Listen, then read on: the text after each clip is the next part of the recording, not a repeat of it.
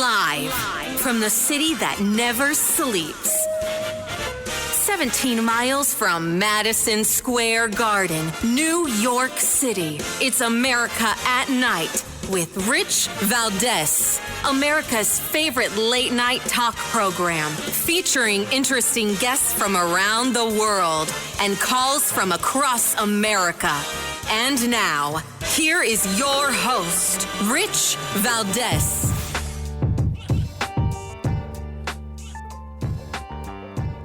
Hi there, good evening, and what's up, America? I am Rich Valdez, Valdez with an S, at Rich Valdez on all of the social media. And Iran is taunting Israel, saying, hey, do you want more? Suggesting they might team up with Russia for cyber attacks. Then there was a cyber attack. Yep, that actually happened. And we're going to get into that and so much more. Several things we're going to talk about tonight. We're going to talk about how there's a network of leftist billionaires secretly transforming America. We're also going to speak with a military officer that's going to tell us all about what happened with this conflict in Israel, in particular the attack from Iran. So if you guys want to join us on our late night national town hall conversation, give us a call, 833-482-5337, 833-4-VALDEZ. And with respect to this cyber attack, interesting stuff. So listen to this. They're going after the water supply, and they're doing it in Texas. A hacking group linked to Russia, suspected of carrying out a cyber attack on a Texas water facility, is who they think is to blame. Now, let me see if they got a name here. No, just the firm Mandiant is the cybersecurity firm here in the U.S. that's corroborating the idea that likely these folks are working with the Russians or are the Russians. The hack was in the small town of Muleshoe in North Texas, and it coincided with at least two other towns in Texas taking precautionary defensive measures after detecting suspicious cyber activity on their networks.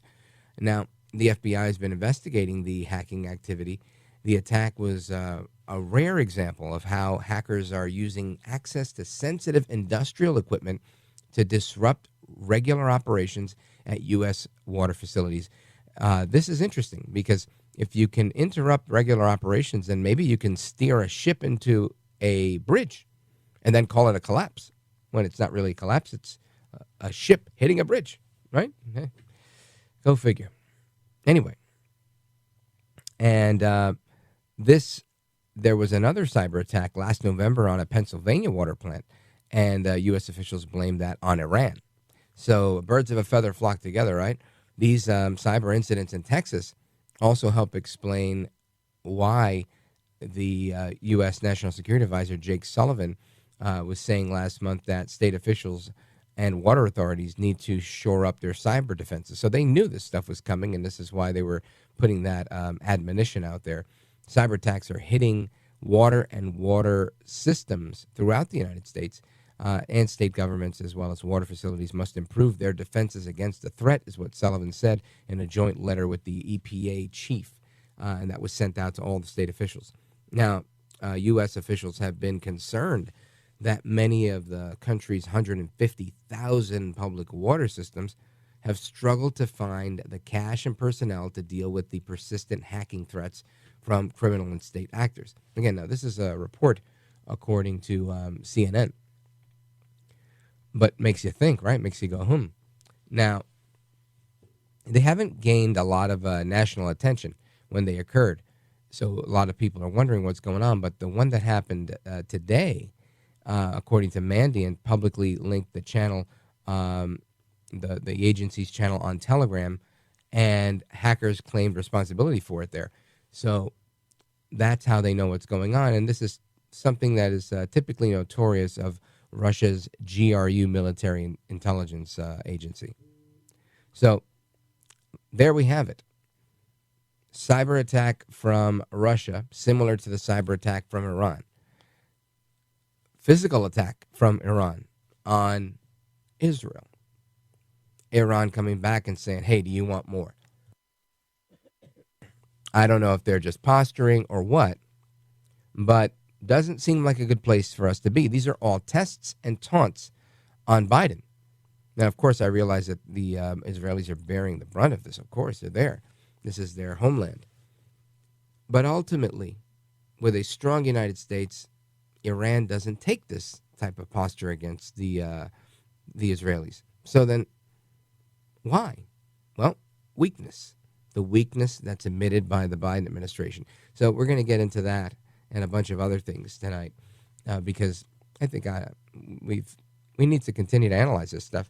I mean, I know that there's but so many ways to skin a cat, but I'm looking for someone, I guess, to change my mind to help me understand why on earth the Biden administration has been so absentee, so lackadaisical, so hands off when it comes to leading on the security, both here on the homeland, with the southern border, or just globally with partners, allies, and et cetera. For the life of me, I don't know if it's politics or ineptitude or being a sellout, whatever the motivation is, it's no good. It hurts America. It doesn't matter whether you're a leftist or a constitutional patriot. Really doesn't matter. I think at the end of the day, whatever your political preference is, nobody should have a political preference that is in line with the Iranians. Death to America, right? That's just the bottom line. You can't subscribe to death to America when you live in America. You have to be pro-America. That's the only way I see it. You either love America or you don't. You either love liberty or you don't. I don't think there's an in-between. But so many of our critics and fellow Americans on the left, they believe that. They believe that they can challenge everything that we believe in this country and still have a country. Sadly, I don't think that's the case. I don't think it's possible. So we're going to get into some of that. There's a lot of good audio on that stuff tonight that I want you to hear. And let's see, what else? There was something else I wanted to bring to your attention. Maybe it's slipping my mind, so I'll work on thinking of that for now. But until we come back, here's the number, 833-482-5337, 833-4-VALDEZ. This is America at Night with Rich Valdez. Call now, 833-4-VALDEZ. That's 833-482-5337, 833-4-VALDEZ. That's Valdez with an S.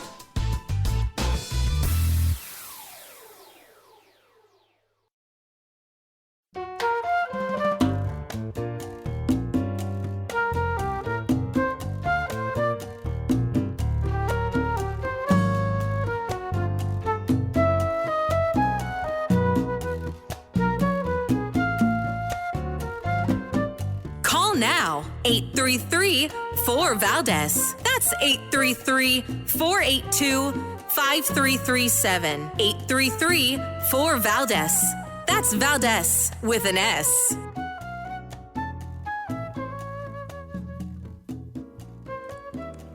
All right, America, welcome back. And I'm speaking down the line, but nobody can hear me. So give me the name of the caller and the call letters, please. Morehead City, WTKF, and the name? Wendy, welcome to the program. You're on with Rich Valdez. Oh, my gosh. Hey, real quick, I won't keep you long, guys. I just want to let you know that I gain a lot of information from you. I get a lot of encouragement. And as Christians, all I'm going to say is we have to love our enemies and pray for those who persecute us. We must do that. I know it's not easy, but we got to do it. Have a great night. Love y'all. Oh, thank you. That was very kind of you. I appreciate that. And, that's very different, right? That love your enemies and pray for those who persecute you. Very, very different than what we hear some of the what they call protesters or activists saying out there, right? You hear them saying death to America when they get together. And it's not only is it shameful, it's really unhealthy for things, to put it mildly. But there's a program. You guys know Piers Morgan. He's a television host from the UK, and he's got a show that he streams online, I believe. And he had a guest on his show named Nerdine Kiswani. She's a pro-Palestinian activist, and she refused to condemn people that were chanting death to America. Now, Pierce, to his credit, I'm going to give you absolutely all the context here. Pierce Morgan asks her, do you condemn this? And she dances around this and dances around this, and ultimately, you'll hear her answer. Check this out. But Nadine, you've been on these protests, including yesterday. When I hear people chanting death to America in the heart of America, that sends a shudder down my spine. I'm not even American. And we're seeing similar things happening in the United Kingdom. I believe passionately in peaceful protest, no doubt about that at all. But when I see what's been going on with sections, and they're sections, it's not the whole protest crowds, it's unnerving to see this kind of hatred for America from people living here. Well, I'd just like to start off by saying that the protests have still been peaceful. You know, phrases and actions that have been taken at the protests haven't actually been violent. They haven't harmed anyone, and I don't think we should focus... What do you think about people chanting death to America, as they did in one video clip? I think that that's just a phrase maybe said by an individual. Well, no, the whole crowd began joining in. I didn't see that. Yeah. So this guy said it, and then the whole crowd began chanting it. What would you condemn that? I'm here to talk about the entire Hang on, you're here to answer my questions, actually. Would you condemn what they were chanting, death to America? Well said. I think we should condemn Palestinians actually being killed. Okay. I think that... That's not the question I'm asking you. So I will ask you about Gaza. But on the question I asked you, would you condemn people in America chanting death to America? What do you say? I don't condemn how people choose to express their rage verbally. I don't condemn that, because at the end of the day, the reason they're saying that is because the U.S. is sending the tax dollars and the weapons. Anything here? Anything? Hello? So this is Nerdine Kiswani. Again, she is an activist, and she just continues to continue dancing around this question, saying, "Look, I'm not gonna condemn how people choose to express their outrage." Yeah, again, that's saying I will not condemn them saying death to America. And this is, I'm not going to say shocking or alarming, because it's really none of those things, right? It really isn't. It's sad. It's a sad thing, and it's unfortunate, but it's expected, because this is their message, right? This is what the Iranians want to do. They want to wipe America out because of our support of Israel. They want to wipe Israel off the map, and they've said so. Hamas, clearly, in their charter. And these are things that you just can't, you can't, let's see. Can you negotiate with somebody that wants to eliminate the existence of your people, the existence of your history even, right? I mean, I don't think you can. And I'm saying that tongue-in-cheek. I know full well you can't. When somebody wants to... challenge the existence of your family lineage and whatnot. It's impossible to have a civil conversation like that. So I think it's so eye-opening. And that's why I wanted you to hear that clip.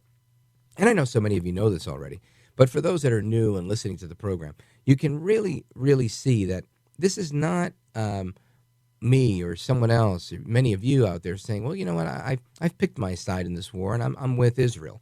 Because I believe they have a right to exist, and they weren't doing anything. They were minding their own business. And even if there was some conflict over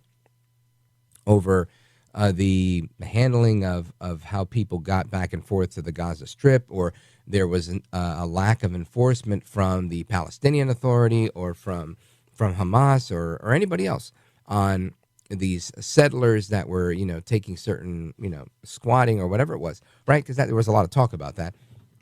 Anyway, none of that to me is a reason to go into these kibbutz and slit the throats of babies and set them on fire and kidnap old women, right? And teenage girls. I don't see how that any of that's appropriate. The only time, being where that's appropriate is when you're retaliating to those types of actions. Right? If you tell me, hey, I had to go there and kill these women and children and infants and whatever, I would say that there's never a case where that should be allowed. And maybe you could sell somebody on the idea that they did it to you first, so that's what's going on. But that's not what's going on here, right? The Israelis are just retaliating for an attack that was on their soil. And for me, for the life of me, it doesn't fit in my mind how we could negotiate with someone that's literally willing to just wipe you out.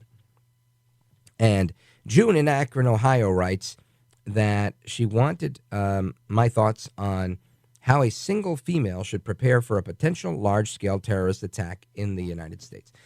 Well, I don't have a ton of expertise in that area, but I'll tell you what I will tell my two daughters who are single females, and anybody else, that I would give any advice to. I would say you have to arm yourselves, and if you have, I don't know, several people in your household, have, at least one, revolver, semi-automatic, have a gun for each person in the house. Practice with it often as you can. Make sure it's clean. Make sure you have a lot of ammo, because you don't want to bring an empty box of bullets to a gunfight, right? And I think ultimately, if you have to stand your ground, that's what you do. And that's the bottom line. I think there's, lots of other things you can do to defend yourself and to, make your home safer. But ultimately, I think that's a good line of defense. I think everybody should have a can or 2 cans of mace and whatever other self-defense, non-lethal stuff that you can find that is effective and something that you have some experience or practice with. And I think that's the key. You want to practice with it as much as you can. So June in Akron, Ohio, that's my advice. And I hope that you take it. I hope that you go and you get yourself, maybe a little gun and a big gun.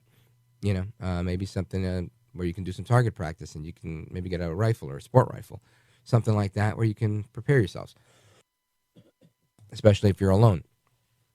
And I'll tell you, a colleague of mine, somebody I used to work with in New York, recently wrote to me and said that he purchased a CO2-powered pepper ball gun. And I got to tell you, it sounds like a cool thing to have. From what I understand, they're pretty legit in every state. It's like mace. And I thought, man, everybody should have one of those. The difference is it hurts when you hit them with it, and then the pepper ball explodes, and it's like mace in their face. I think that's fantastic. So you get 2 deterrents in one, right? The power of a CO2-powered, think of like a, ping pong ball-sized BB out of a BB gun, and that explodes and is a ball of pepper. So I think, why not? Why not have one of those and a 9mm, whichever one you prefer, right? Everybody has different preferences on those. But I think that's the way to go. And, of course, make sure you have a plan. General Blaine Holt was on this program, not this last time, but the time before that, and you could find that on our archive page, richvaldez.com, and he was describing how to work with your county to have a plan in place for a local militia or National Guard in the event of such an event. So I would check that out. If I had the website to give you, I would tell you, but check out our website and you could hear that interview where he discusses the plan. And that website again, richvaldez.com, richvaldez with an S.com. All right, folks, we're coming right back. We continue our discussion with what to expect in the Trump trial. They were off today. What can we expect coming down the road? Don't go anywhere. I'm Rich Valdez.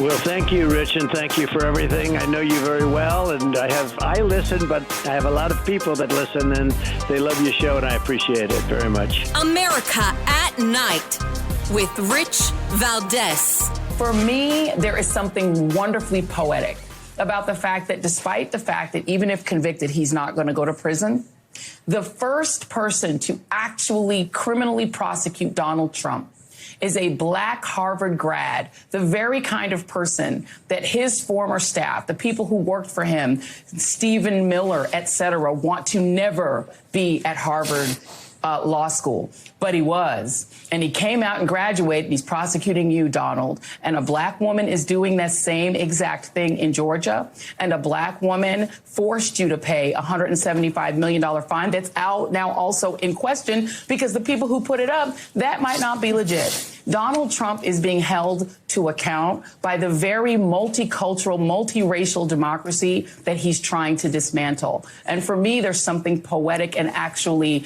wonderful about that. It says something good about our country that we're still capable of having that happen. Go DEI. My DEIs are bringing it home. Okay, that is Joy Reid, and welcome back, amigos.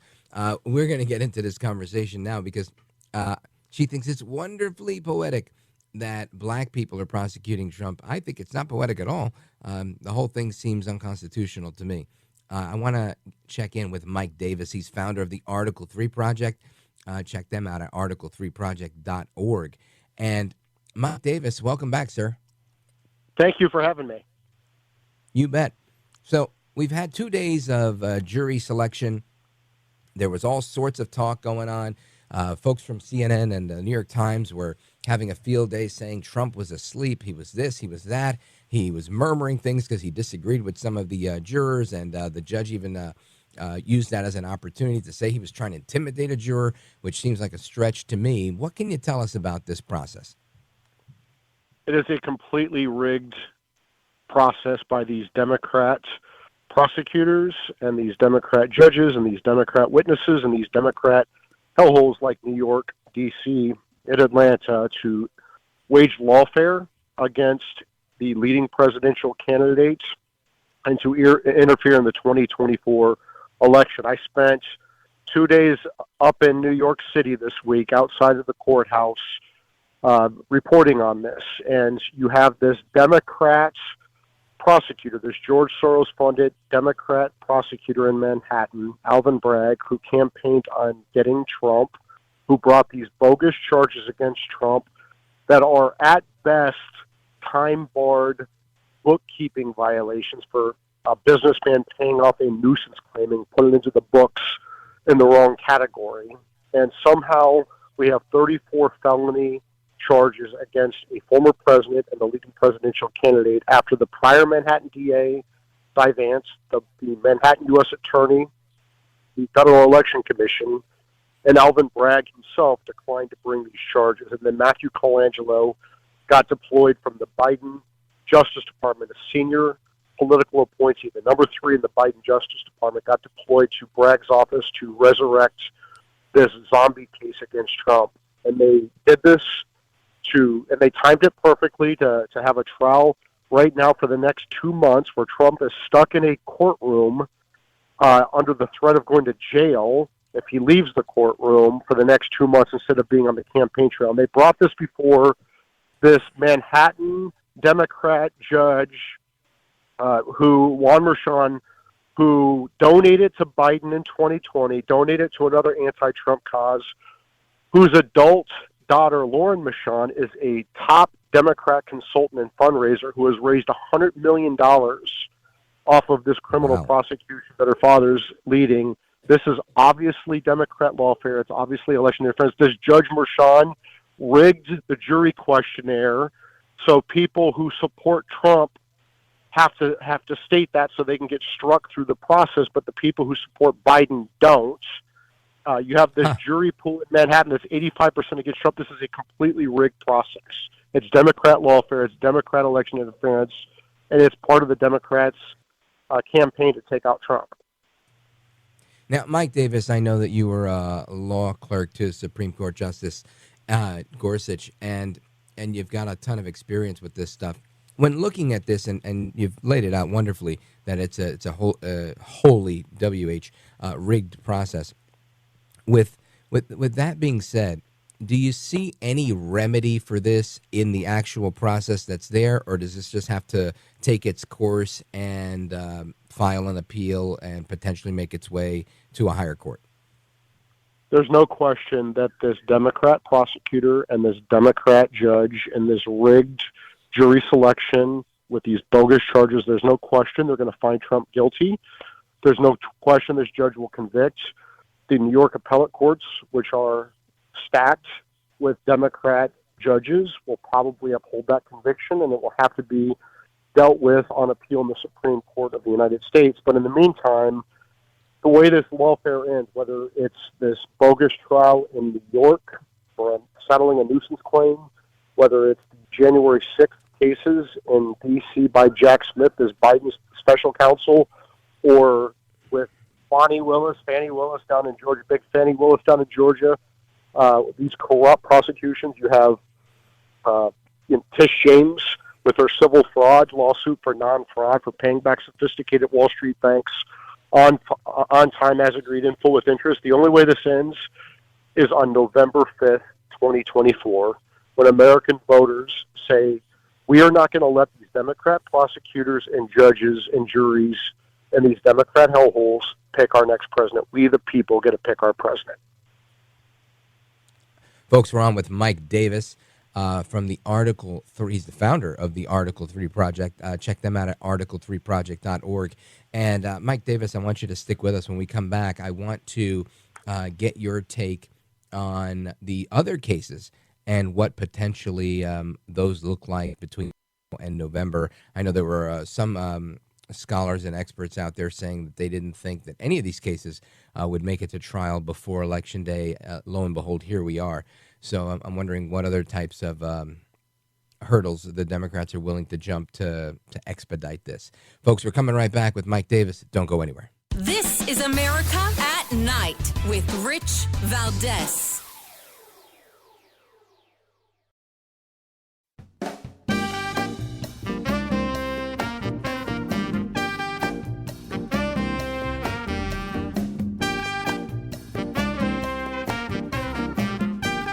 Congratulations on just an amazing show.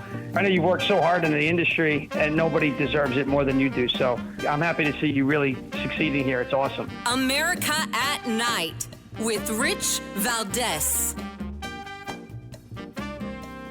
All right, America, welcome back. And we are on with Mike Davis, founder of the Article 3 Project. And I want you all to hear a cut of somebody we've had on this program before, Stephen A. Smith. He's a sportscaster, and he on his podcast yesterday, he says that the liberals are scared that they can't beat Trump at the ballot box, so they need to put him in jail. And I think it's pretty interesting when you have, a sports commentator weighing in on the political process here, and it's incredibly obvious, in my opinion. Listen to this. To my liberal friends out there, all you're doing is showing that you're scared you can't beat them on the issues and the merits. That's why he keeps saying it's a political campaign against me. That's why he keeps saying they can't beat me at the election, at the polls. This is the only way they could do it. And if you don't put him in jail, and he still goes from being the presumptive GOP nominee to the official GOP nominee, and he goes to the polls, even though he was going to whine about winning and being rigged again, you have given more fodder to that argument, which means we'll never have peace in this country because tens of millions of people see what extent the other side is willing to go through just to keep him out of office because they can't beat him on their own merits. And they're going to say, hey, you trumped this up against him again, and we'll have no peace.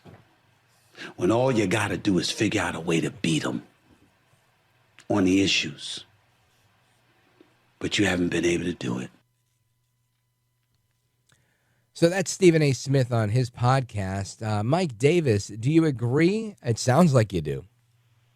I agree 100% that the Democrats are running election interference. They're running lawfare. I've been saying this since the unprecedented, unnecessary, unlawful raid on the office of former president in Mar-a-Lago for presidential records.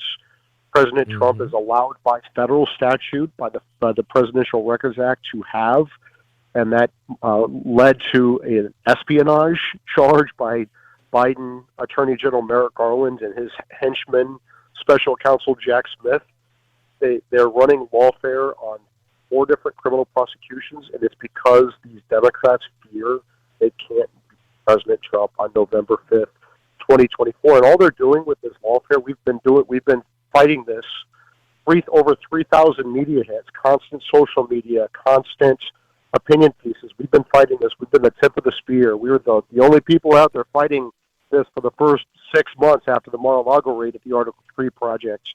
And we've been predicting all along that this is going to backfire. It's going to backfire badly on the Democrats, and they're going to put them back in the White House with this lawfare and election interference. If they would have just let President Trump retire, he may not be the nominee right now. With this lawfare, with this election interference, they have guaranteed that he's the nominee. They are almost certainly guaranteeing that he's back in the White House. Yeah, Mike Davis, I think you're right.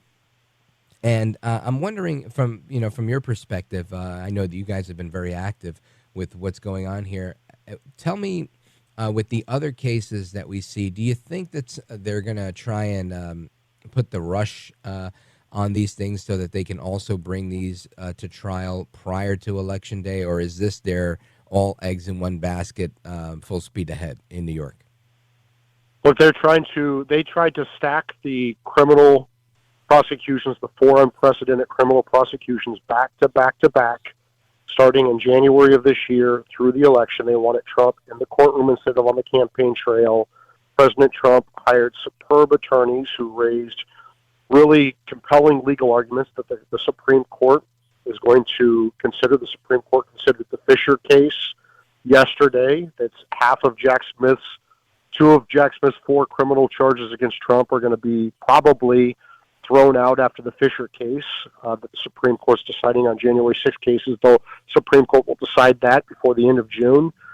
And then you have the Supreme Court on April 25th hear an oral argument on presidential immunity, whether the President of the United States is immune from criminal prosecution for his official acts as president, not his personal acts, his official acts. Judges have criminal immunity and civil immunity.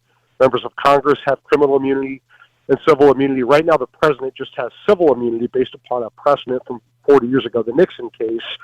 But the Supreme Court has not decided whether presidents are immune from criminal prosecution for their official acts, because no president has ever been charged before Biden Democrats brought these unprecedented, bogus criminal prosecutions against Trump. I think the Supreme Court's going to side with President Trump on presidential immunity and say that, yes, the president, like members of Congress, like judges, are immune from criminal prosecution for their official acts. Otherwise, the Trump 47 Justice Department could indict President Obama and charge him with capital murder for his drone strike on 2 American citizens, including a minor. Or the Trump 47 Justice Department could charge Biden with the illegal mass parole of illegal immigrants into our country and the resulting rapes and murders that were natural and probable from that illegal mass parole. I think Democrats don't understand these are Republic-ending tactics.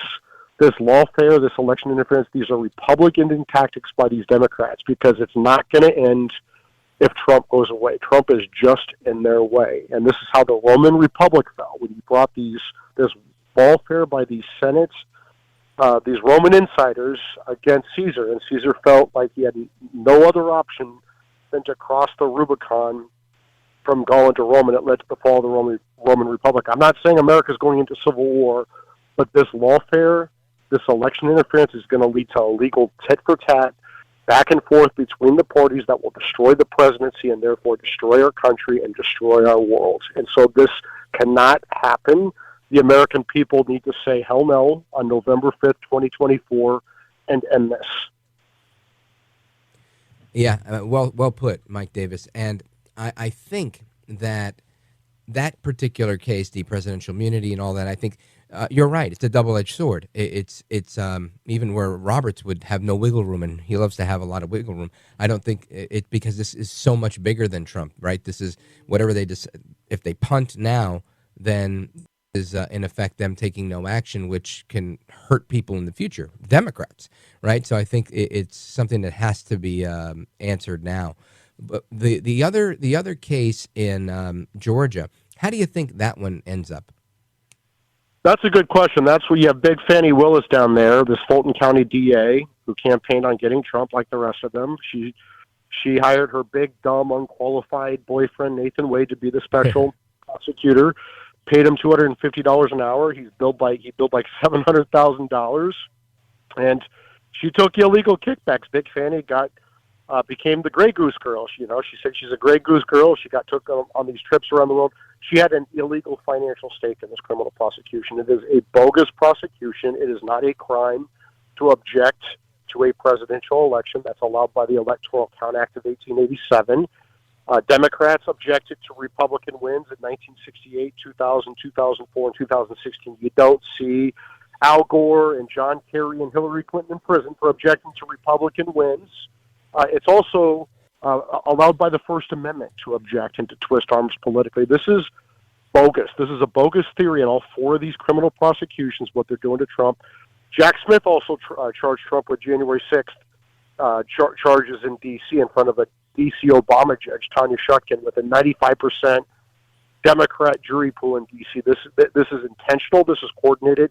Joe Biden has his fingerprints on all four of these criminal prosecutions. All four of them, Joe Biden's staff met with these criminal prosecutors. Matthew Colangelo got deployed from the Biden Justice Department for Bragg's case. Jonathan Sue, Biden's deputy White House counsel, waived Trump's claim of executive privilege on the two Jack Smith cases, and Nathan Wade met with the Biden White House and Biden White House counsel. He billed his time 16 hours before that indictment. This is Biden lawfare against Trump. Mike Davis, I want you to stick with us. I want to come right back to you and just make sure the audience knows everything about the Article 3 Project and how to find you and support the work that you're doing. Folks, we're coming right back with Mike Davis, founder of the Article 3 Project. This is America at Night with Rich Valdez.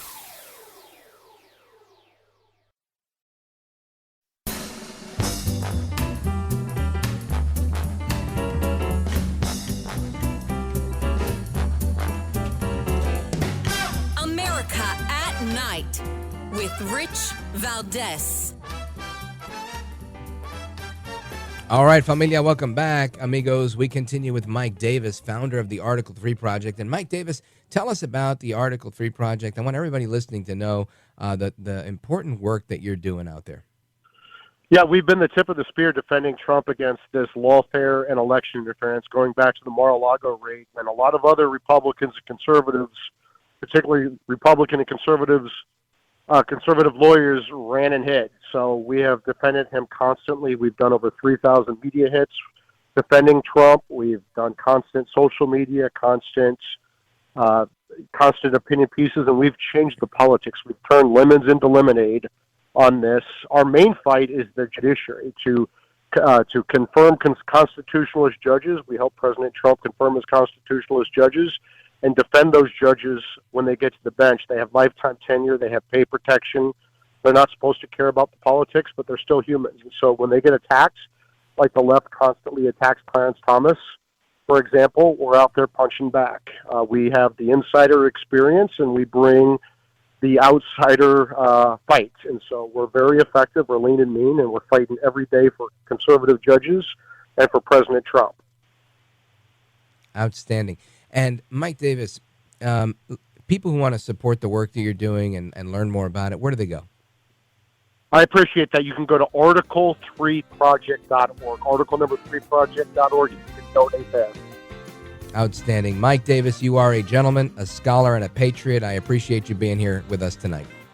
Thank you so much. You bet. All right, folks, we continue with more discussion straight ahead. Keep it locked right here. Hour number 2 is coming right up. We're going to get into a bunch of interesting topics. What's up with these leftist billionaires that are influencing American politics? Don't go anywhere. I'm Rich Valdez.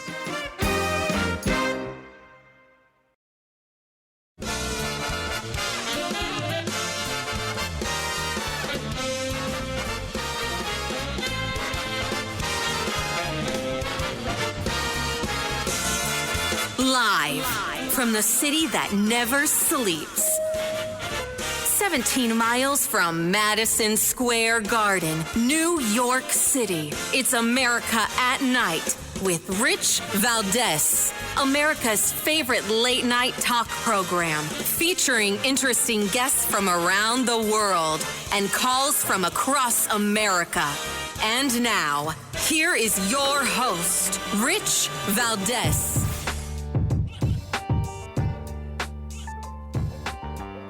Hi there, good evening, and what's up, America? I am Rich Valdez, Valdez with an S, at Rich Valdez on all of the social media. Welcome to hour number 2 of the program. If you want to join us on our late night national town hall conversation, give us a call. 482-5337-8334 Valdez is the phone number. And this is our Wednesday night edition of the program. We've been discussing what's going on with the lawfare against Trump. We've also discussed the detriment of having Americans chant death to America, because there's already a bunch of foreigners, many of them billionaires, that really have no interest in seeing America succeed. And lamentably, that's just a fact, right? And there is a bunch of things that we could look at going on in the culture, going on in government, going on in the news that would lend themselves well to the statement I just made. For example, the border that many would say it's not wide open, but it appears to be. I saw a video today of no less than 200 men from Western Africa. Excuse me. And Western Africa online at City Hall, New York City. The police are trying to figure out what they're there for. Apparently, somebody told them if they show up at City Hall, they would get a green card. How about that? Now, these men had no clue, right? So people are spreading rumors and lies all over the world, telling these men to come here. And it was all men. There was not a single woman inside. There were no children inside. It was just men, very young men, what are often described as men of military age. And there they were. Meanwhile, on Capitol Hill, you've got the Senate voting against any impeachment of the impeachment articles filed against Alejandro Mayorkas, the Secretary of Homeland Security. So while the border is wide open and people are coming in, nothing's happening, right? No action's being taken to protect America, but lots of action is being taken by those that think that we should be a borderless society. You know, like Soros and the Open Society Foundation and the rest of these guys that have promoted these types of mass migration efforts in the past. And it makes you wonder, what is going on with these leftist billionaires and this network of really dark money that's out there transforming America? And all of that makes up the title of a new book, Arabella, the dark money network of leftist billionaires secretly transforming America. And you've got characters like George Soros, Bill Gates, Mark Zuckerberg, who are all known for their hefty political donations, but not a lot of people have heard of Arabella advisors, which are, according to some, even more powerful than these standalone billionaires. Arabella is a secret dark money operation that channels mega donor funds into leftist political causes through pop-up groups designed to look like innocent grassroots outfits. And I think we saw a lot of that in the 2020 election with those, seemingly innocuous sounding organizations promoting democracy. That's usually how they put themselves. Anyway, I want to get into this with somebody who understands it so well he wrote the book on it. That's right. Our guest, Scott Walter. He's president of Capital Research Center, and he's with us now. Scott Walter, welcome to the program. Great to be with you. So let's talk about the book, Arabella, the dark money network of leftist billionaires secretly transforming America. I think most people have heard of Soros and others that are trying to do this, but tell us more about the impetus for your book and why we need to know about Arabella Advisors. Sure. The reason I wrote the book is not complicated. You know, a strong majority of people right now will tell pollsters that the country is on the wrong track. And the folks who are paying closer attention, right, what they sense is that the America I grew up in is not the America I'm living in. And I think the book helps to explain how this very unfortunate transformation has been taking place. Give us some examples. Sure. You did a great job of describing, the gist of Arabella. It exists to try to fake, fake people out. The best image I have really is straight out of The Wizard of Oz, right?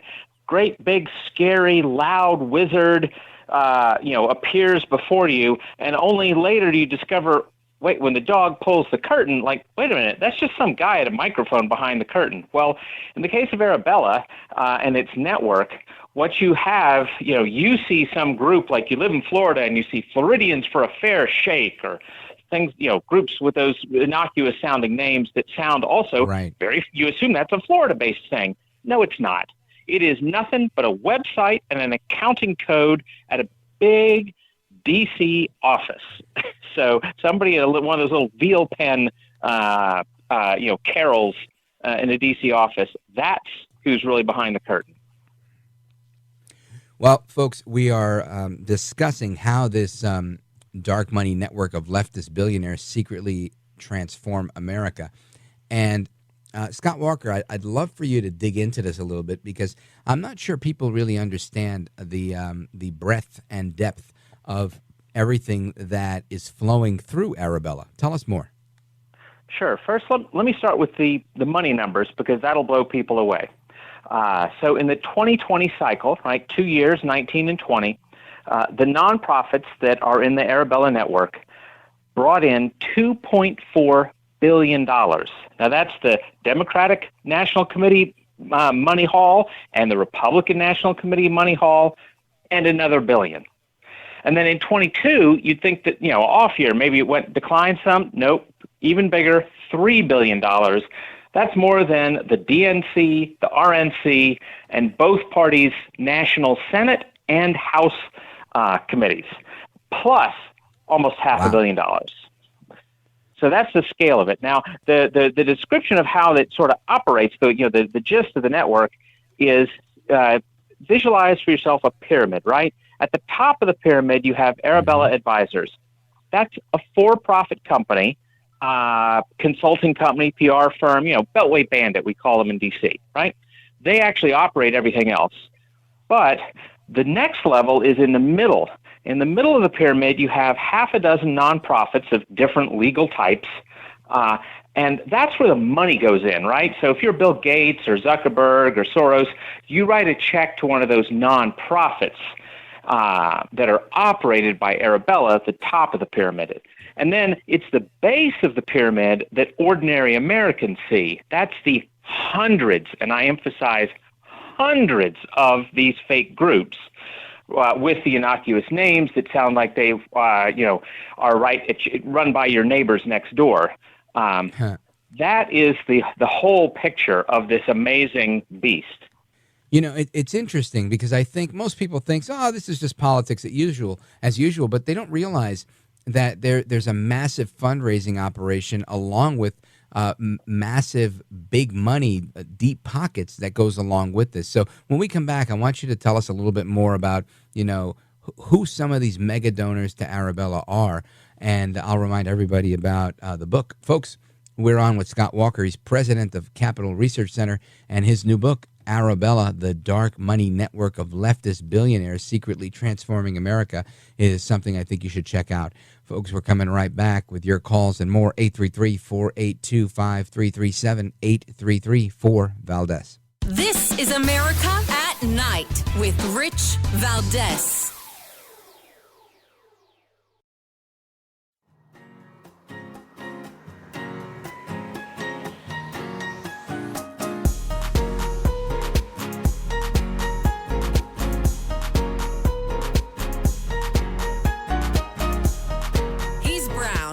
He's bald, and he's breaking it down.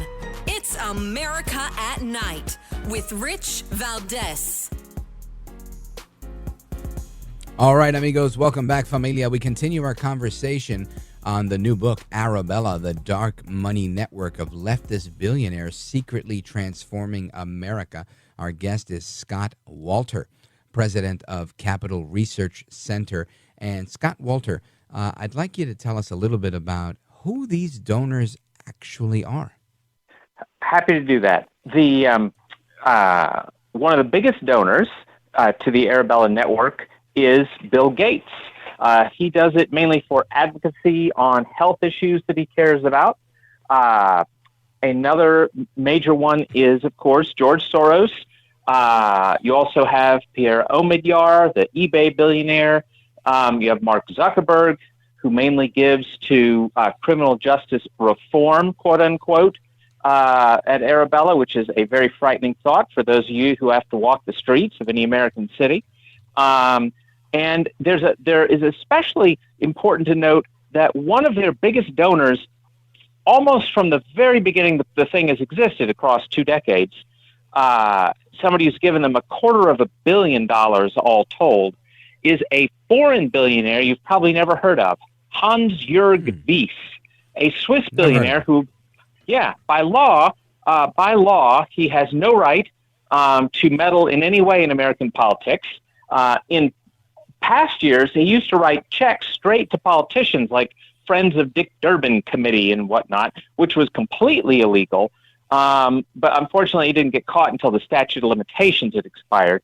But then he got smart and started writing checks to Arabella nonprofits, where you don't really know where the money ends up. He claims it doesn't go for things like voter registration and whatnot, but he also declines to offer a shred of evidence of that. And Arabella also refuses, even when very friendly press people like Bloomberg, who are trying to, cover for these people, they won't even let them see the books, confidentially. So I am highly skeptical. Wow. So these usual suspects are now getting together and hiding what they're investing their money in. We saw this, I guess, in Wisconsin or it was Missouri with the Zuckerbucks. And do you think we could expect more of that, or is that something that was kind of a thing of the past in the 2020 election? Well, first of all, capitalresearch.org, our main site, has tons of documentation on how Zuckerbucks operated in 2020. And in every battleground state, of course, it was extremely disproportionately funding Democrat jurisdictions to jack up their voter turnout. Now, Zuckerberg himself has said he's not going to give that, money like that again. But the main charity, quote unquote, that got 350 roughly of the 420 million Zuckerberg gave back in 2020, that charity is still alive and well and joined at the hip to Arabella with groups that Arabella runs called Institute for Responsive Politics and Center for Secure and Modern Elections. So they continue to try to manipulate local government election offices in ways that will boost Democratic turnout. And what do you foresee them doing? Again, more of the same that they've done, or new techniques, new tactics? Well, I'm proud to say that I've testified in a lot of state legislatures about why this is a bad thing. And by the way, it's an easy bad thing for both parties. I don't want billionaires from either party manipulating government election offices. That's crazy. And that probably explains why we are now at 28 states that have restricted such funding. Wisconsin just did it 2 weeks ago by ballot initiative. So, that's a terrible idea. So they can't work it exactly that same way.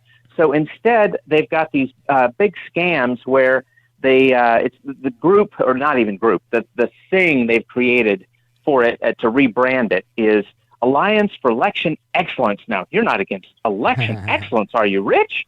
But what it really means, yes. I mean, well, again, I give their PR guys, A pluses. Yeah, they always have a great fake name.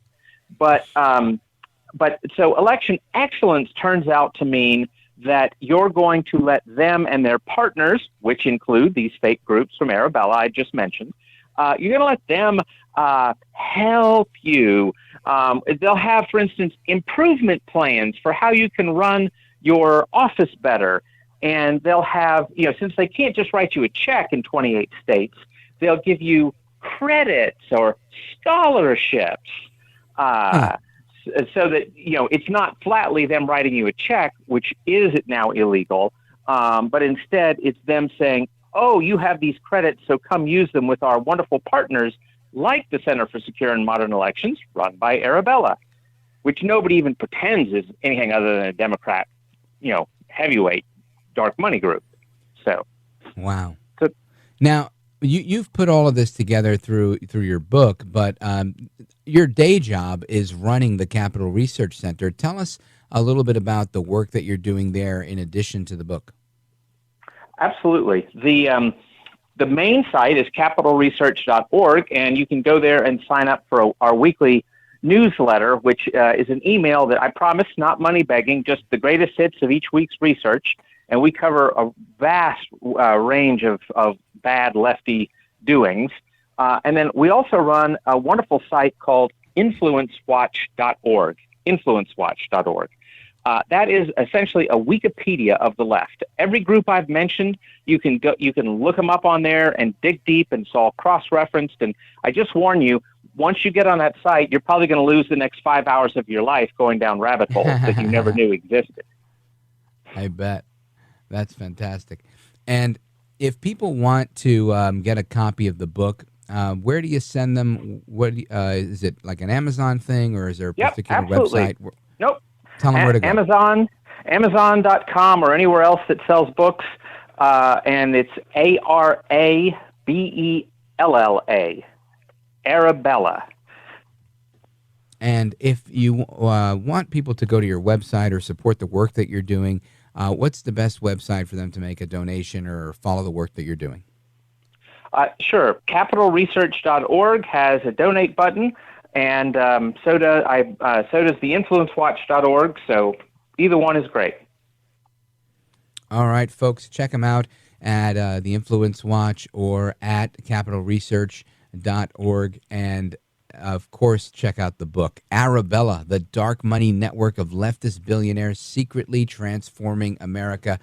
Scott Walter, president of Capital Research Center, I want to thank you for being here tonight. Very eye-opening discussion there. Really enjoyed it, Rich. Thank you. You bet. You are a gentleman, a scholar, and a patriot, and I'm grateful for the work that you're doing. All right, folks, we continue, and straight ahead, we are going down a different direction. We're going to talk about updates on Iran's latest threat to Israel, because they said, you want some more? Yeah, that's right. That's what's going on there. Scheduled to join us in the next half hour is Colonel Richard Kemp. He's a retired colonel from the United Kingdom's military, and he's got a lot of interesting takes on this. He's actually on the ground in Israel. So make sure you keep it locked right here for that. Of course, at the top of the next hour, Open Phone America.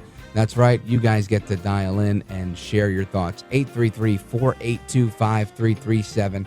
833-4-VALDEZ. Don't go anywhere, folks. We're coming right back. I'm Rich Valdez.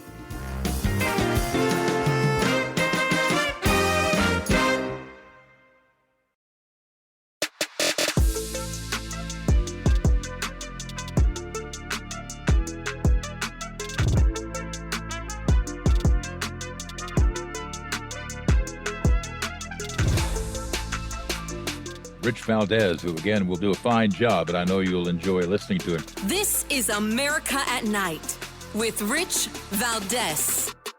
Call now, 833-4-VALDEZ. That's 833-482-5337. 833-4-VALDEZ. That's Valdez with an S. All right, amigos, we continue with our discussion, and I want to talk about this anti-Semitism, the anti-Jewish hatred that's just all over the place. And some members of Congress are holding people's feet to the fire. And one of those is New York Congresswoman Elise Stefanik. She's the Republican conference chair on Capitol Hill. And she brought in Minouche Shafik. She is the president of Columbia University at a hearing today and called out the president for falsely claiming that pro-Hamas professor Joseph Massad had been removed as chair of the School of Arts and Sciences, at least from their academic review committee. But that's actually not what's listed on their website. Listen to this. As the chair of the School of Arts and Sciences Academic Review Committee, Professor Massad is responsible for, quote, overseeing the periodic review of all departments, centers, and institutes in the school. Do you stand behind Professor Massad remaining chair of the Academic Review Committee, giving his support for terrorism and harassing Jewish students?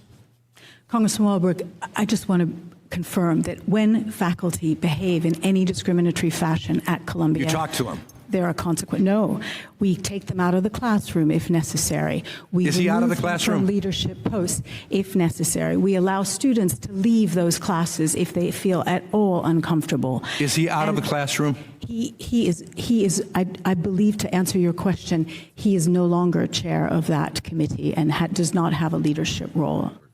Just to follow up, you should know this, President Shafiq, but Massad is still, in fact, listed on the Columbia website as chair of the Academic Review Committee. Are you aware of that? I would need to check that. I don't want to it's the misstate. website's right I don't want here. to misstate because So he hasn't been removed as chair. I would like to. Do you have confirm my that to commitment you. he'll be removed as chair today? I have my commitment that I will come back to you and give you the facts. So he first. hasn't been removed. So you said in front of Congress under oath No, that I said I am not sure. he I was need to removed. Well, I'll tell you what, he's still listed on chair. Wow.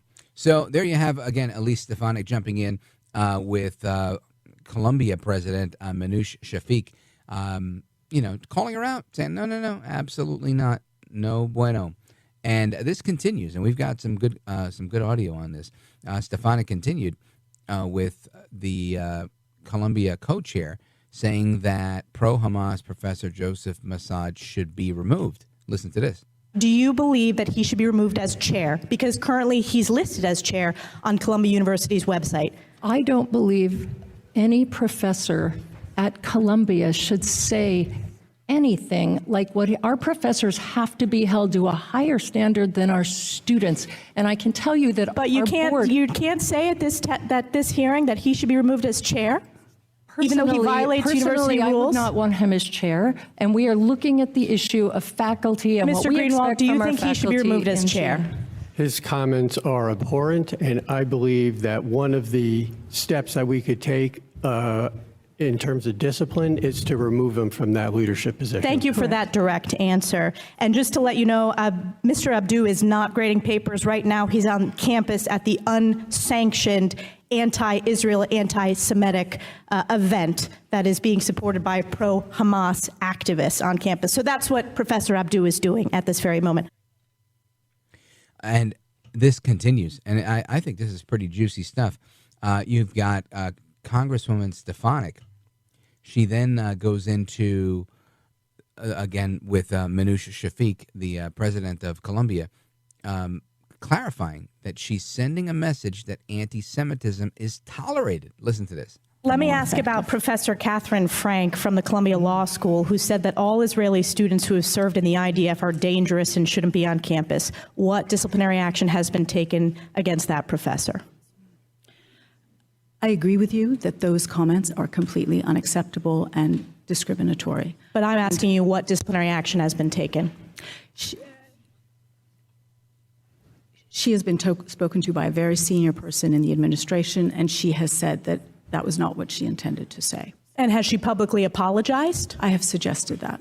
You have suggested that? Has she done that? I think she will be finding a way to clarify her position. You see the concern here, though, with the lack of enforcement. You see the concern that speaking to these professors is not enough, and it's sending a message across the university that this is tolerated, these anti-Semitic statements from a position of authority in professors in the classroom is tolerated.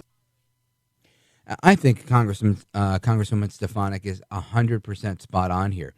If you don't enforce this stuff, and you've got the president of Harvard and the co-chair over Columbia, if you have them there just dancing around the issues, of course, absolutely, of course, they're going to continue to do these things, and they're going to continue to produce America-hating graduates.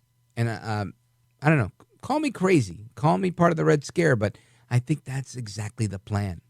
Anyway, we're going to get to your calls and more again a little bit later on. We're scheduled to speak with the Colonel live from Israel.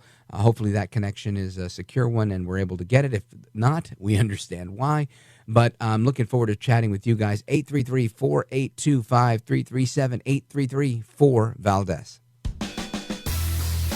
This is America at Night with Rich Valdez. Call now, 833-4-Valdez. That's 833-482-5337. 833-4-Valdez. That's Valdez with an S.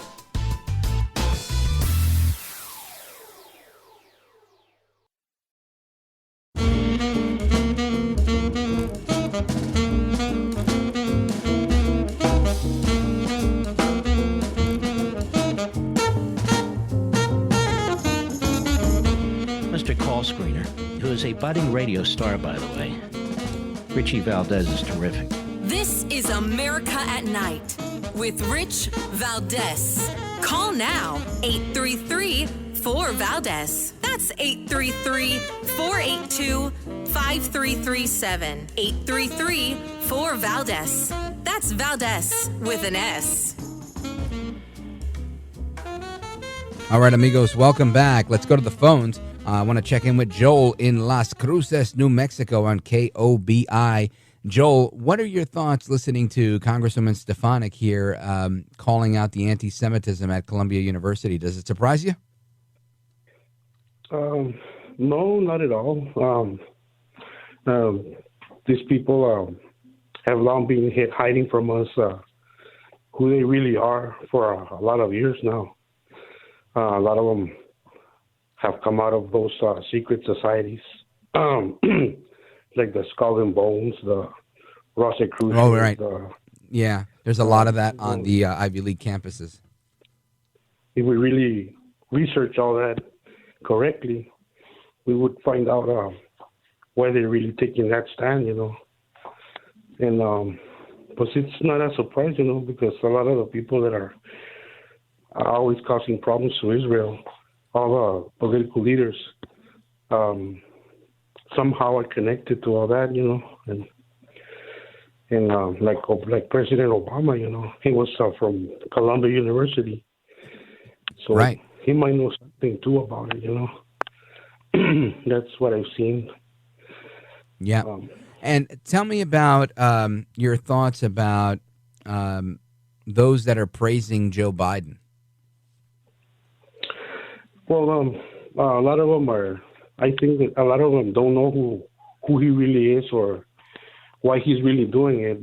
It's not just political.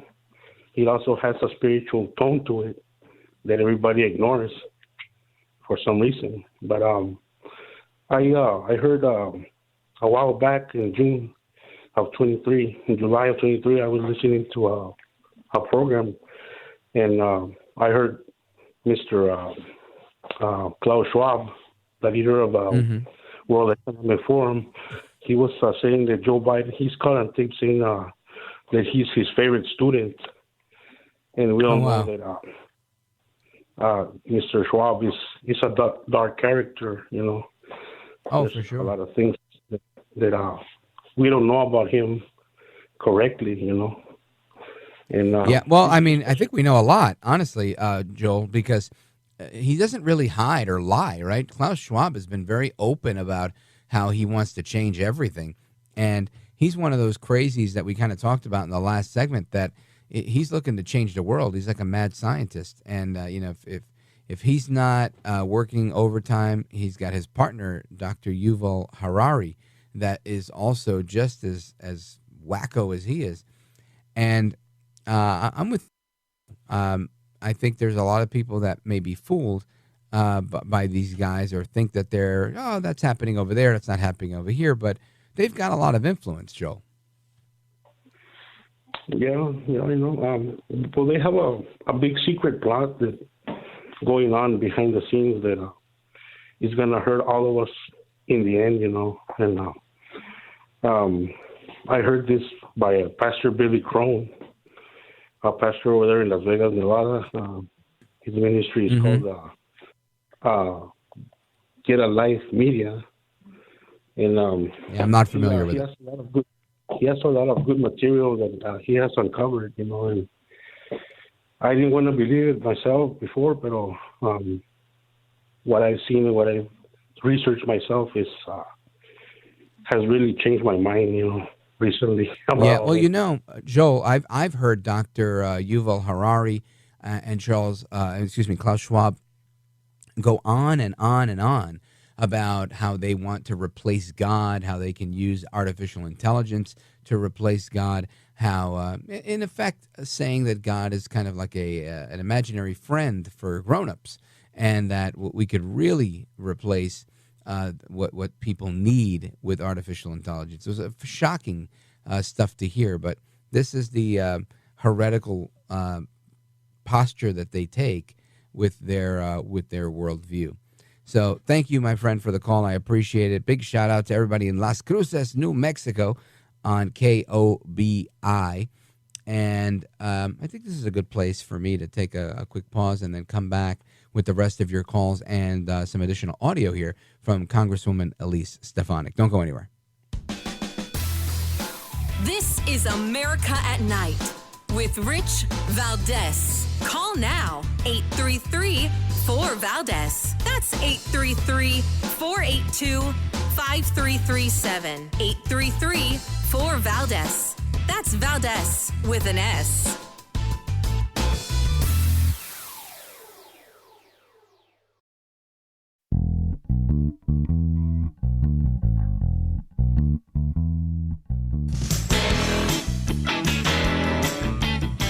Call now, 833-4-VALDEZ. That's 833-482-5337. 833-4-VALDEZ.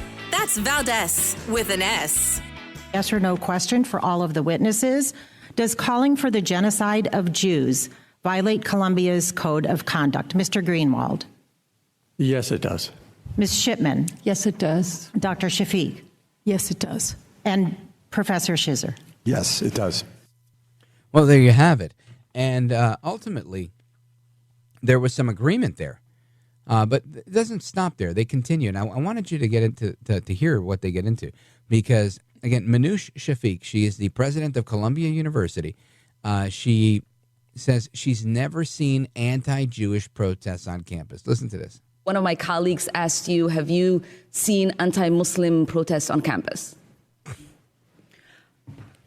I have seen, we have had pro-Israeli demonstrations on campus. No. But just not, a protest that was against Muslims. No, I have you not seen one against Arabs? No, I have not. Have you seen one against Palestinians? No, I have not. Have you seen one against Jewish people? Have you seen a protest saying we are against Jewish people?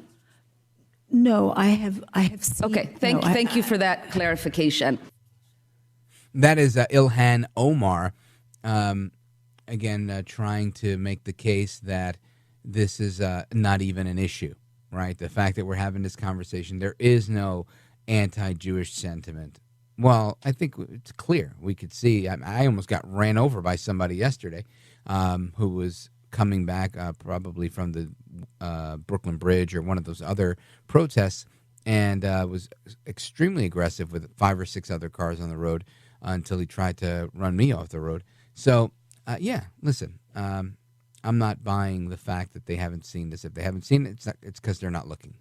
Now, Congresswoman Stefanik is back to President Manoush Shafiq with some comments regarding Ilhan Omar's question, saying that yes, there have been anti-Jewish protests. Listen to this. And Dr. Shafiq, you realize that at some of these events, the slurs and the chants have been F the Jews, death to Jews, F Israel, no safe place, death to the Zionist state, Jews out. You don't think those are anti-Jewish? Completely anti-Jewish, completely unacceptable. So you changed your testimony on that horrible. issue as well? So there have been anti-Jewish protests. I didn't get to finish my sentence. So what I was going to say was there were protests that were called That's not what you were asked. You were asked, were there any anti-Jewish protests? And you said no.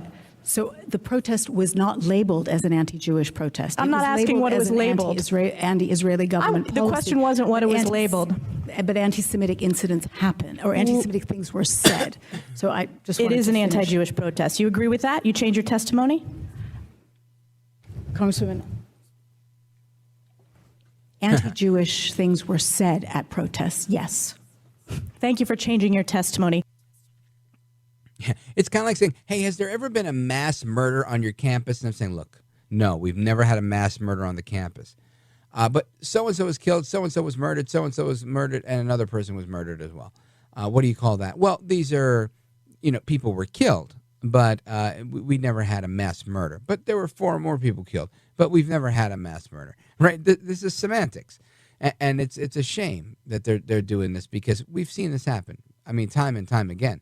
We had one kid on this program, a really sharp kid, who was very clear about how he'd gotten trapped in a cafeteria, and was able for him in order for him to be able to leave was very difficult. I mean, come on, it's not like this is brand new. Anyway, the questioning goes on with Manoush Shafiq, the president of Columbia University, and Rep. Jim Banks at a hearing today. She says she has no idea why the university spells folks as F-O-L-X, because it's more gender inclusive, according to them. And this is a term that I've adopted in radio, but I don't use it as F-O-L-X. Listen to this. Can you explain why the word folks is spelled F-O-L-X throughout this guidebook and in other places at the School of Social Work? What does that mean? Serious question. They don't know how to spell? I mean, I'm not familiar with that spelling. I'm not. I don't find it a laughing matter. No, I'm not laughing either. I think it's. You're denying that this is a official product of the school, but this is handed out to all of you. You are aware that it's handed out to all of your students, and you're not doing anything to stop it. As I said, it's not an official product of the administration. Is this how Columbia University students spells the word folks? No. Okay. And does Columbia University recognize the word?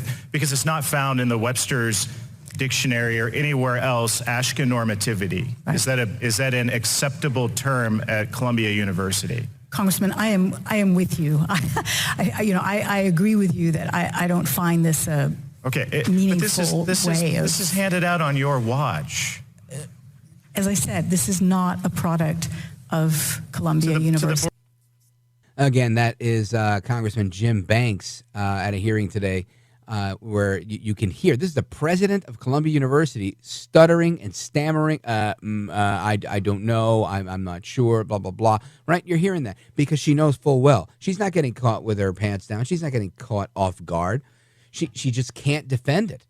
She's just not able to defend the anti-Semitism that's present on her campus. That is alarming. And there's no other way to put it, right? That's the bottom line here. It's very, very interesting. Now, the next one I want to play, we're going to play it when we come back. We've got the Squad also not condemning the Hamas protesters chanting death to America. Oh, you're going to love this one. Folks, we're coming right back. Open Phone America's next. 833-482-5337. 833-4-Valdez. Don't go anywhere. I am Rich Valdez.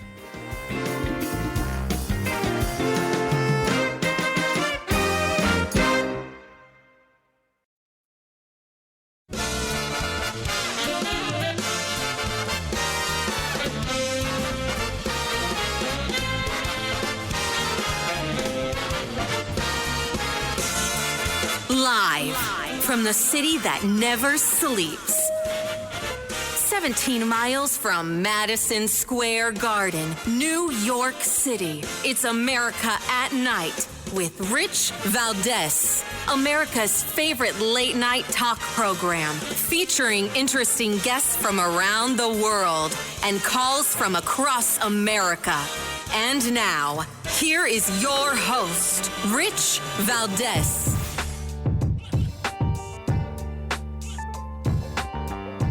Hi there, good evening, and what's up, America? I am Rich Valdez, Valdez with an S, at Rich Valdez on all of the social media. Welcome to hour number 3 of the program. If you want to join our late night national town hall conversation, give me a call. 833-482-5337-8334 Valdez. And I want to welcome anybody who's never called the show before to call in tonight. 833-4 Valdez is the number if you want to be part of this conversation that we're having. We're talking about a number of things tonight. We've talked about the lawfare, the weaponization of our legal system against Donald Trump. We're talking about the anti-Semitism on college campuses, and I have some audio I want to play for you on that front. We've also had some discussion about the billionaires that are funding seemingly... Excuse me, I had to hit my cough button there. The seemingly innocuous organizations that are changing the way we do things in America. And it's all the same usual suspects, Soros, Gates, and the rest of these clowns. Anyway, I left off with cut number 8 here. And this is Hillary Vaughn on Capitol Hill yesterday discussing AOC, Katie Porter, and why they will not condemn pro-Hamas protesters that are chanting death to America right here on U.S. soil. Listen to this. Anti-Israel protesters blocking the Brooklyn Bridge were burning the American flag and chanting death to America. Do you support that type of protest? Congresswoman? Do you support burning the American flag and chanting death to America? Does it sound like this is pro-Palestinian or anti-American if they're burning American flags and chanting death to America? I'm not privy to I haven't seen these reports. I'd have to check for them myself. Anti-Israel protesters blocking the Brooklyn Bridge burned the American flag and chanted death to America. Do you condemn this type of rhetoric? We've got to get her onto her next event here. Are you okay with people burning the American flag? If you'd like to follow up with us, so. Are you okay with people chanting death to America? Sorry, we've got to head into... Congresswoman Porter, are you okay with people chanting death to America? Is it okay? Do you not have a problem with it? Happy to reach out here. Okay, there you have it. Now, that is, she tried her best, right? She tried her absolute best to make sure that she asked the question over and over and over and over again. And all I can tell you is that she didn't get an answer. And the reason is because they're okay with it. They're absolutely okay with it. And this is part of the problem that we're facing, right?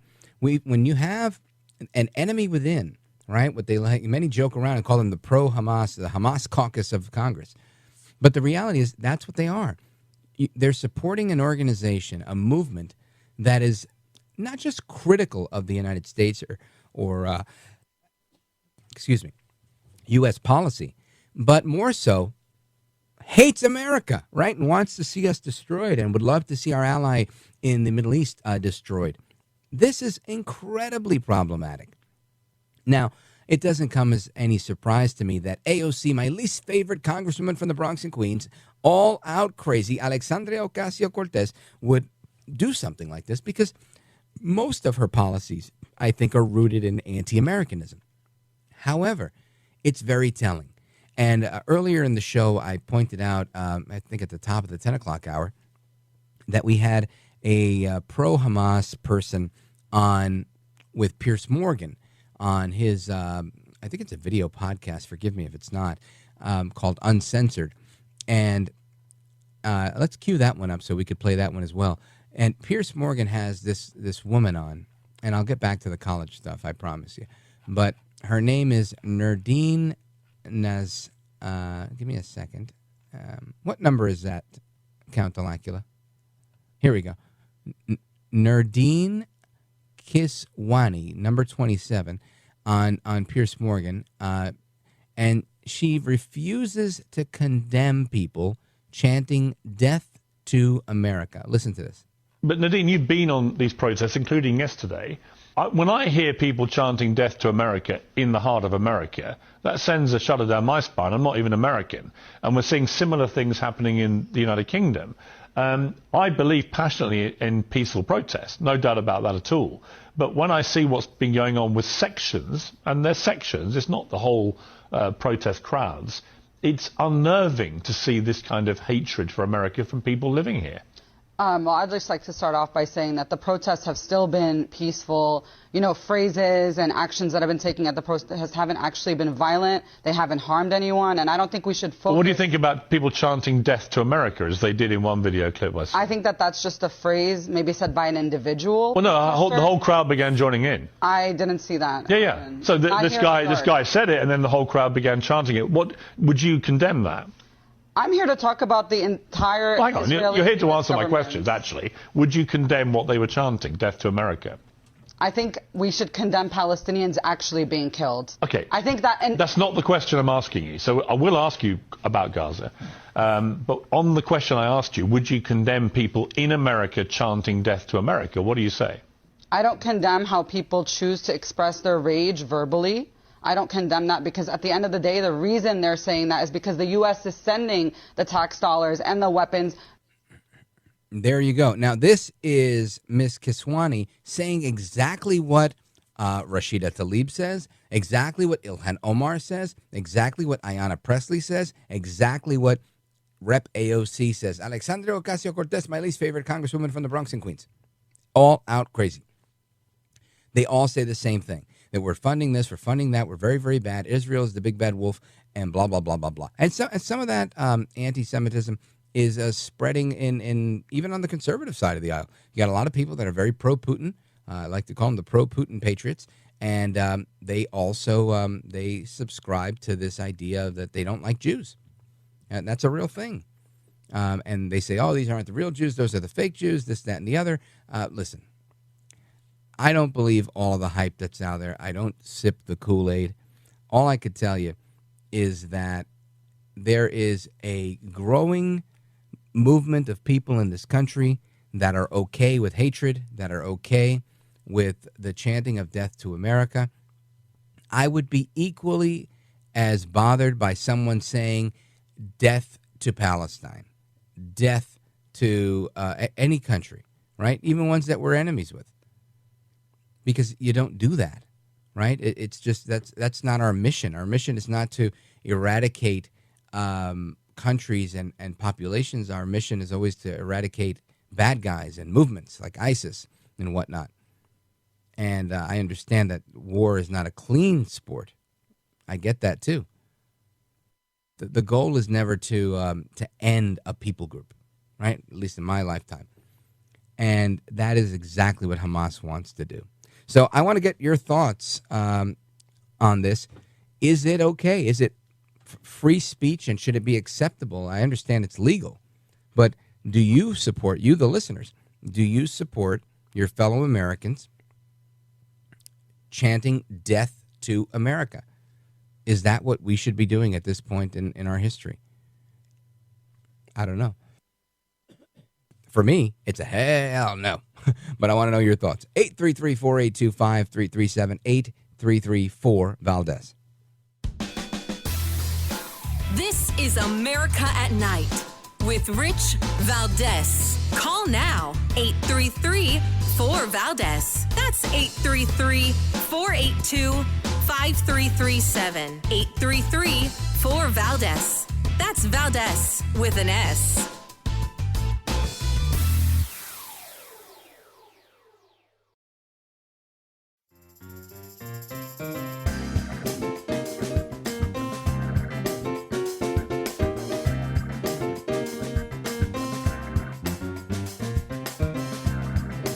Voted best head of hair in live late night radio 6 years in a row. It's Rich Valdez. Call now, 833-4-VALDEZ. That's 833-482-5337, 833-4-VALDEZ. That's Valdez with an S. All right, amigos, welcome back. And we continue our conversation on whether it's advisable, good, recommended for people to chant death to America in the United States? Yesterday, Newt Gingrich said that people doing that should be brought up on charges of treason. I support that idea. I think, there's free speech and then there is treason. And I think this falls into that category. I want to get your thoughts on this. Let's go to Brian, Osage Beach, Mississippi. Is that right? That's actually Missouri, but we're good. All right, Missouri, I'll take it. So, Brian, tell me what you think about this Death to America chanting. All right, so listening to you, I've actually changed my perspective a little bit, but it's only to the side I already agreed with. So, I guess in general, I want to say that our military has been very successful in the long run because we changed from World War I to World War II. We changed our mantra to basically it switched to message of intent. So if you're in a communist country and you say we're going to take the hill and you have to go ABC, even if they fall down to machine gun fire, all 300 men will all go ABC and they'll all die trying to take the hill. In the Western countries, in the United States, we say you got to take the hill. So if we get down to the last 2 men and they say I can't take the hill going ABC, they go left. They flank out, and maybe 2 men do the job of 300 by message of intent. And if you stick with me, I do have a point. I'm trying hard here, brother. My question was about death to America, and you're giving me military history. It's fair. It's fair. So my point is, when you say death to America, and that's your message of intent, people will find a way, any way, to follow that message of intent. So if we all come to America and we're following the American dream, and we're going to hopefully get the monetary compensation, which says "In God We Trust," and that's the American dream. Then "In God We Trust," let's follow that message of intent. "In God We Trust." So should you support death to America? No. We should. "In God We Trust." Make America great. I'm with you. I see where you went with it, and it makes a lot of sense. So not death to America. So if you just say death to America, they will find a way. So everyone that follows that mantra, and they say, hey, okay, death to America, message of intent, I will find a way. If I have to go left, if I go straight ABC, then that's what I'm going to do. Sure.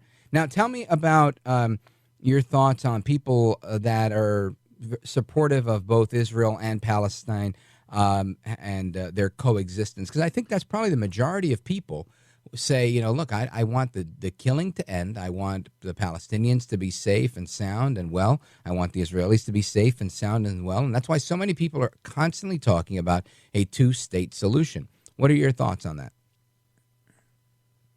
Well, I guess in general, my thoughts on whether it's not a two-sided war. There's one single side. Do we want to support Israel, or do we want to watch Palestine take over the country and continue to support terrorism? So if we support a unified front, if we want us to have a peaceful solution, then we support Jerusalem. We support the Jerusalem state, and we stand by them, and we support them, and we move forward. It's not a one-sided war. It's a thought. Understood. Thank you, Brian. I appreciate the call. Big shout out to you and everybody listening online, richvaldez.com. Let us continue.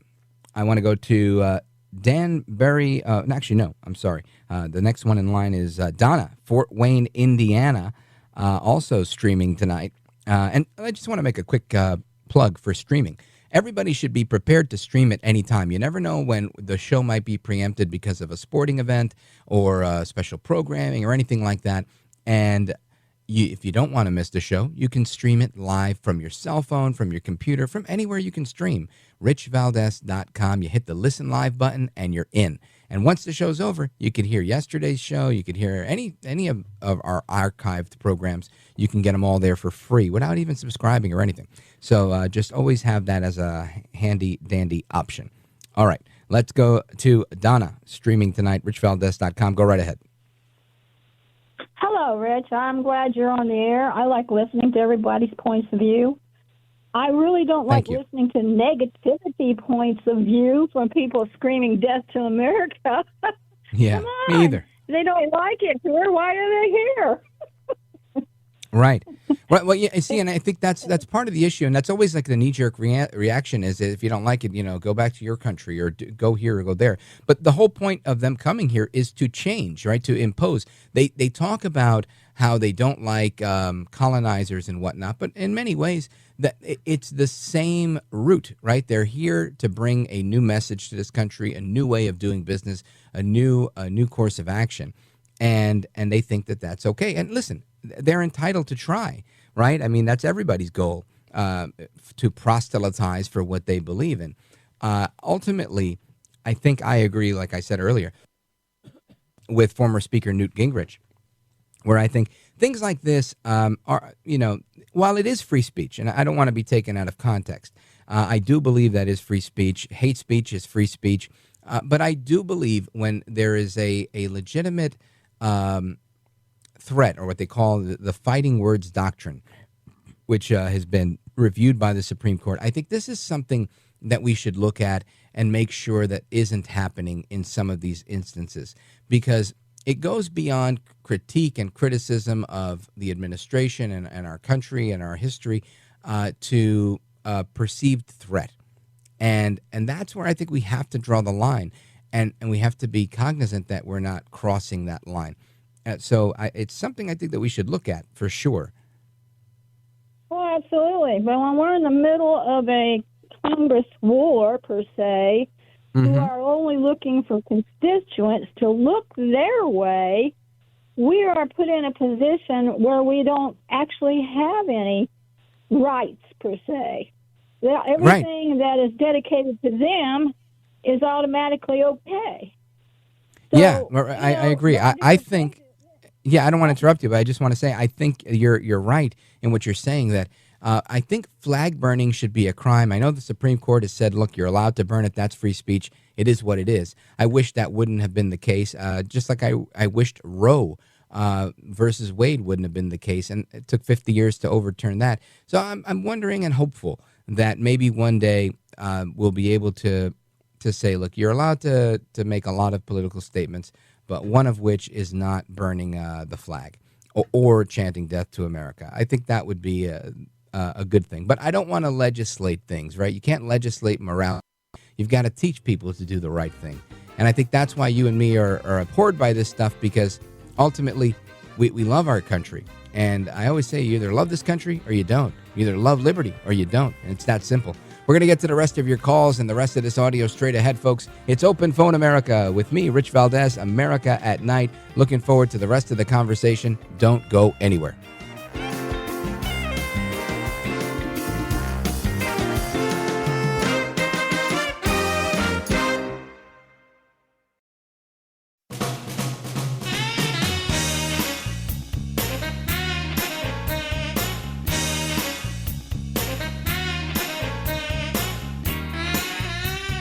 Call now, 833-4-VALDEZ. That's 833-482-5337. 833-4-VALDEZ.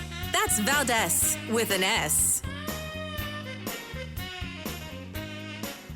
All right, familia, welcome back, amigos. We continue our conversation, and I want to talk about the border and Mayorkas and how the Senate failed to impeach him today. But I'm dying to talk about something. So every now and again, I see these crazy videos on Instagram. I don't see them anywhere else. I'm pretty sure they're everywhere else, but they're easy to see and share on Instagram, so that's where I see and share them. And if you ever want to see the stuff I'm talking about, just go to my Instagram page and click on the picture of my face, and you'll see the videos just pop up. They're short and really interesting. So one of the videos I saw earlier today, because we're talking about death to America, right? We're talking about these calls for violence. And what rings a bell for me is you've got members of Congress, pro-Palestinian activists like this woman, Nardine, that are all saying, look, I'm not going to condemn people saying death to America. And listen, I'm going to respect that on on the free speech aspect of it. However, my caveat is the federal government is currently pressing charges against former President Trump for saying, we're going to peacefully and patriotically let our voices be heard, and walk over to Congress. And he's being investigated and charged and all sorts of things because they're saying that he incited an insurrection. But you've got members of Congress and other activists that are out there screaming death to America, and members of Congress tacitly approving, right? Not condemning it. And that's not violent domestic extremism. That's not anything other than free speech. We've got to make this make sense. What's good for the goose has to be good for the gander. What you can do, I can do. It can't be that both of us are playing by different rules. That can't be the case. It just can't be. Today, I saw some videos. And I say this because I feel like violence is reaching a fever pitch. You've got Venezuelan gangs that are robbing people and shooting people in New York City and everywhere else that they end up. You've got all sorts of crime and violence going on. I saw a video today out of southern Los Angeles. And young man, probably 14, 15, 16 years old, pretty well dressed, in sporty teenager attire, with about 30 other kids, mixed boys and girls. Looked like there was a fight. They were taunting him. He was trying to talk his way out of it. It was literally 1 on 30. It looked like they were outside of like a 7-Eleven convenience store or in the parking lot of one. He's African-American. They're all African-American. He's like wearing a red like varsity jacket or a baseball jacket, and he's arguing. I can't hear much of what they're saying. There's a lot of crosstalk, and it's inaudible. But you see him kind of making a case, like, what are you doing? Why are you sweating me? Blah, blah, blah. And somebody comes from behind him and sucker punches him. He falls on the ground, and the 30 people surrounding him start stomping on this kid. Seconds later, you hear toosh, toosh, toosh, shots start being fired. It appears to me that the kid in the red jacket has a gun on him, and he starts shooting to save his life because he's about to get a stampede upon him. One of the kids that he hits is hit in the stomach and I think dies. And that was all I got from this, 30-second video that they were about to destroy this kid's life. Next video I see, that was right before the show started tonight. The next video I see was during the last commercial break. This is 2 white guys. One guy's wearing one of these yellow utility type of vests, that people in construction and other type of skilled trades use. And he's arguing with a guy in a white commercial pickup truck that, has like the big toolbox in the back and like the plow attachment in the front. And he's arguing with the guy. And the guy walks away from him and goes back inside his car. They're all like stopped. Look like a traffic incident outside of a Burger King. 2 white guys now. The one guy who's arguing with the other guy, guy A gets back in his white pickup truck and he walks away. Guy B, who's wearing the utility vest and that that yellow neon yellow, he pulls out a gun and he's like putting it in the guy's face. The guy keeps moving, goes back into his car, closes his car door, shuts the door, and the guy in the construction vest decides to start shooting. And you hear, doosh, doosh, doosh. He's shooting through the door, through the glass. This guy, to save his life, jams on reverse, and you see him like 25, 30 miles an hour. He peels out going backwards. The guy with the gun remains there in the middle of the street, like angry, like, I just shot this guy 4 times, and he's running away. And then he comes back with his plow truck, and boom, takes out the guy that was just shooting him. And the guy flies like 50 feet. And everybody's videoing this because it was like a, 5 or 6 minute altercation that held up traffic in both directions. Fascinating, right? So you got 2 white guys, blue collar, utility type construction workers, One black kid versus 30 other black kids with a gun, same thing. And people are, shooting. One guy was shooting because he was angry. The other guy is running him over in self-defense is what it appears to be. And I don't know if either of those guys died. I don't know if that's a new video or an old one. I'd never seen it before. What I can say is that it is remarkable. And if I don't have any other way of sharing this with you because I can't play the audio because you just can't make it out. But if you want to see these videos, at Rich Valdez on Instagram, it's on my stories, which is the videos that are, you could see when you tap on the picture of my face, the little circle, and then they just pop up and you could watch both of these videos. Absolutely astounding to see the current state of affairs. So when our enemies are saying death to America, we're literally experiencing death to America. It's happening. We're following their lead. And this is not something that we should do. I mean, I don't know how else to put that. Anyway, I want to get to your calls because this is absolute insanity. Let's go to Deborah, Burlington, Vermont, WVMT. Deborah, go right ahead. Hi, Rick. Can you hear me okay? Loud and clear. Thank you. Great. I want to make one point about violence, but with three examples.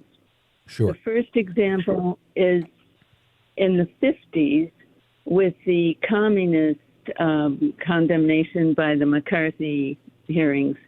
The reason it was condemned was not because it was communism, but because it was advocating the violent overthrow of the government.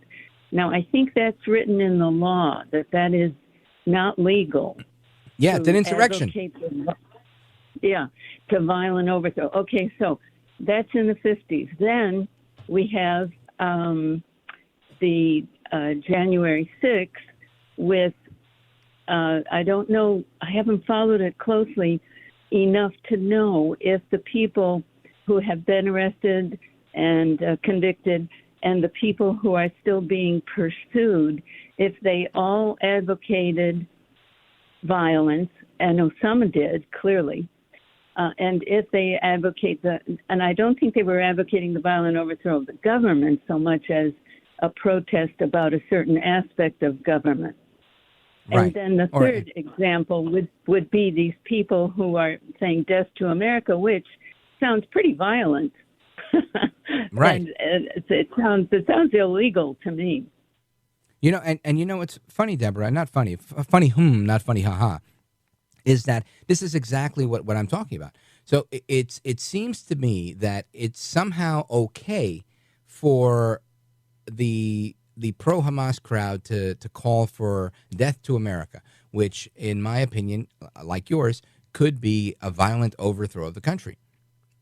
And when you have folks on the other side saying peacefully and patriotically make your voices heard, somehow that is labeled an insurrection, but the other one is not. We have a very clear double standard, and it's a dangerous one. People are literally getting shot. They're losing their lives, not over that per se, but over the fever pitch that we've reached in angst, in rhetoric, and in everything else. I'm not trying to divide the country. I don't care if you have differences of opinion. I think ultimately we shouldn't be killing each other over this stuff. That's my bottom line, right? And I think you would probably agree with that, Deborah. Thank you for your call. I appreciate it. Big shout out to Burlington, Vermont, WVMT. Folks, the rest of your calls and more when we return. Don't go anywhere. This is America at Night with Rich Valdez. Call now, 833-4VALDEZ. That's 833-482-5337. 833-4VALDEZ. That's Valdez with an S.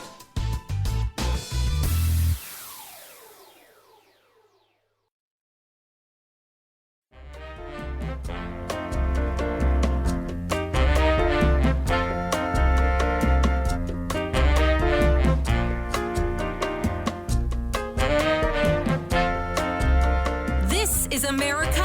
This is Night. This is Rich Valdez.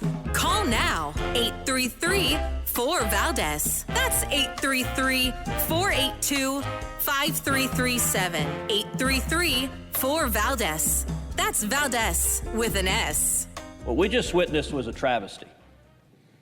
It was a travesty to the United States Constitution, and it was a travesty to the American people. And it's important to understand why the Democrats did what they did. We're here on the Senate floor right now, but I want the record to reflect I'm going to do a very accurate count of the number of Democrats who are with us. That would be 0, other than the presiding officer, and somebody has to preside. Not a single Democrat senator chose to come to this floor and listen to one word of evidence. When it comes to the Constitution, the Democrats concluded that Joe Biden and Alejandro Mayorkas defying federal law, ignoring the text of the statute, deliberately releasing criminal illegal aliens over and over and over again, that's just hunky-dory. You can't impeach him for that. Every Democrat just voted. By the way, every cabinet member, guess what? You've just been given a blank slate. Ignore the law. When Democrats are in charge of the Senate, the entire cabinet could ignore the law. It is no longer impeachable. In Democrat wonderland, when a member of the executive branch openly defies the law. Ted Cruz is pissed off. And you know what? So am I. And I think so are so many of you, that Alejandro Mayorkas wasn't impeached. And again, he's more upset that not a single Democrat crossed party lines to say, you know what, I also agree that this guy has been a menace to society, a menace to our country, derelict in his duty. Even if it wasn't a deciding factor and he was still going to get acquitted, at least be on the record, at least say this is a bipartisan thing. But no, they put partisanship above patriotism, above their love of country. And I think he's 100% right. And we're seeing the same thing happen now, where people are putting their partisanship above their love of country. When we leave the border open, we don't impeach Mayorkas, we allow Biden to get away with everything he's doing. And on top of that, we've got members of Congress that are not only supporting, the enemies of our country, but also condoning the what we can suggest or believe is a violent overthrow of our country with these death to America chants. Absolute insanity. I want to get to some of your calls before we go anywhere. Let's go to Zanesville, Ohio. Check in with Paul. What's up, my man? WHIZ. Hey, good evening, Rich. Hey, that's just a travesty of justice.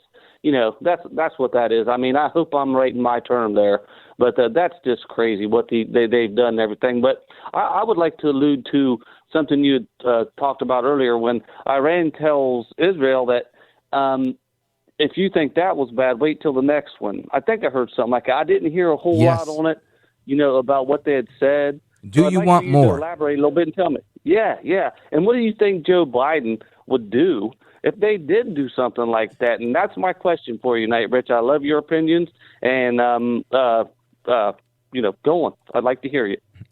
Thanks, brother. I appreciate it. Well, again, Netanyahu says that Israel is going to decide how they're going to respond as Iran is warning about, more retaliation. And the diplomatic pressure is coming from all over the place, obviously from the United States and other places. Obviously, the attack over the weekend from the drones and the missiles from Iran was in response to Israel with an airstrike that killed 2 Iranian generals the week before. So this is a big deal. And they're back and forth in their shadow war that's been going on for a long time. All I could say is, I don't see any benefit to Iran having any power in this conflict, right? I think Israel has had a lot of power. They have nuclear capability. They are a serious military power, and they have not been invading people. They have not, they're doing it now, right? Because they have to. But I don't see why we should give any credence to Iran, because Iran has been off their rocker right? Literally off their rocker. So when they say, do you want more? I think they're just taunting someone that is determined to win and likely will, because he has a track record of winning, Netanyahu and the Israelis. So we'll see how this turns out, but I don't think it's going to be well. Paul, thanks for the call. Folks, we're coming right back. Don't go anywhere. This is America at Night with Rich Valdez.